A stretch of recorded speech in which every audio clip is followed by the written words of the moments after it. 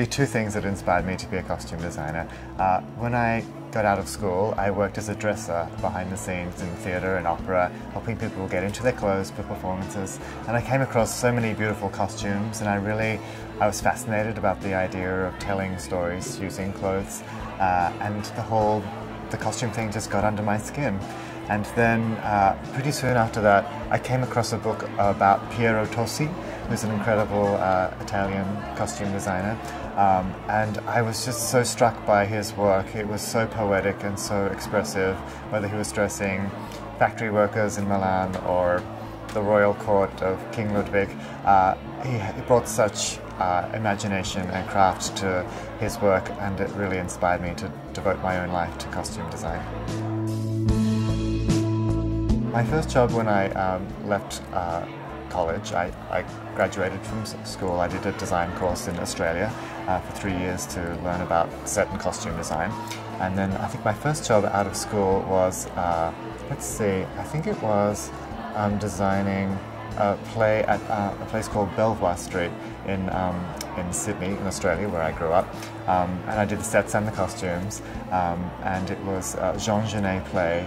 It was full of men in tuxedos from different periods of the 20th century, and a big ball gown. And it was working with a famous Australian director called Jim Sharman, who directed the Rocky Horror Picture Show. And he was actually the man who gave me as a wrap gift this book on Piero Tosi that was going to be so it really sort of was quite an inspiration in my life. I think rather than having a favorite costume design, I'd try and be a good parent and love all of my creations equally, and not play favorites. Let's see.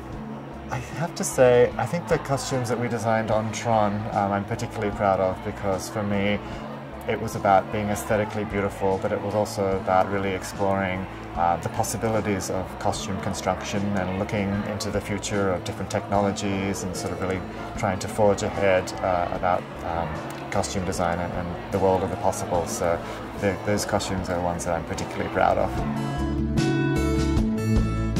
I think all costume designers that are working at the moment would have to be inspired by the beautiful work of Sandy Powell and Colleen Atwood.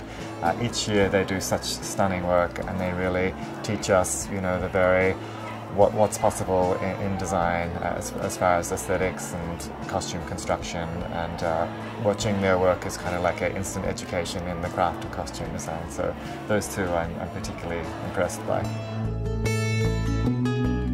I think my sort of fantasy escapist job, if I wasn't a costume designer, would be a landscape gardener. I love working out in the garden, and I love creating shapes, taking nature and shaping it and putting